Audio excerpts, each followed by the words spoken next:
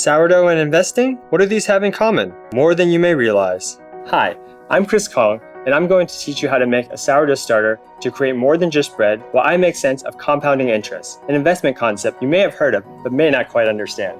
To make sourdough, you first need a starter, much like you need a sum of money to start investing with.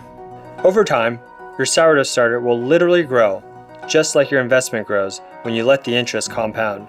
In simple words, compound interest is interest on the interest on the interest on the interest. Sounds good, right? In baking sourdough and investing, you have the potential to be richly rewarded. With that said, let's kick it off. First, you're going to need a clean jar, a 1-liter jar. Combine 100 grams of rye flour, 150 ml of water, and mix well. Make sure there's no dry flour anywhere. A sourdough starter can exist and grow for as long as you want. Not any different from an investment. Keeping a starter going may seem like a big commitment in the beginning, but it only requires 5 to 10 minutes of your day.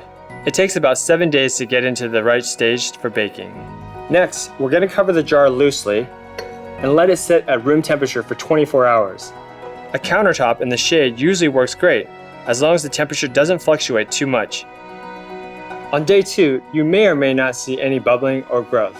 I know some of you may feel like that the first time when you check in on your investment, but trust me, time and compounding do make a difference. More about that in a bit.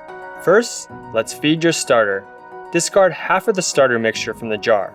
Next, add 50 grams rye flour, 50 grams all-purpose flour, and 125 ml of water. And like we did before, stir till there's no dry bits of flour. Cover and rest for 24 hours. On day 3, you may see some bubbling action and get a fresh fruit aroma. It may have growth at this stage too. It's very satisfying to see, just like seeing the benefits of compounding interest picking up momentum. Now, back to the starter. You're going to repeat the same feeding steps.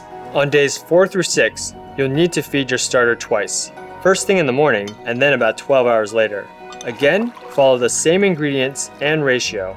Let it rest overnight. On day 7, scoop 50 grams of the mixture from the jar that fermented overnight. To this, add 50 grams rye flour, 50 grams all-purpose flour, and 100 ml of water.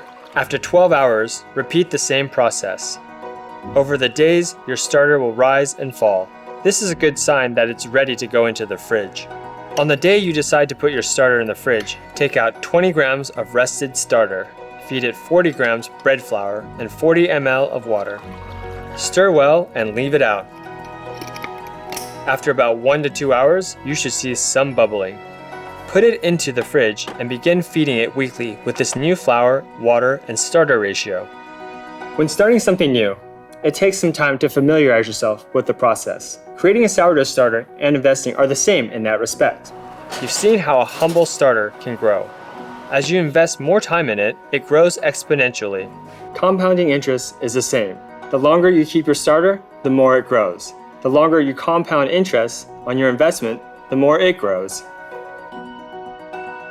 Now that you have an amazing starter, you can use it to make wholesome sourdough bread. But that's not all. With the same starter, you can make muffins, baguettes, and even pancakes. The potential for rewarding returns is there, and that goes for compounding interest too. And like making a sourdough starter, you really don't need a whole lot to practice compounding interest. You just need time and patience.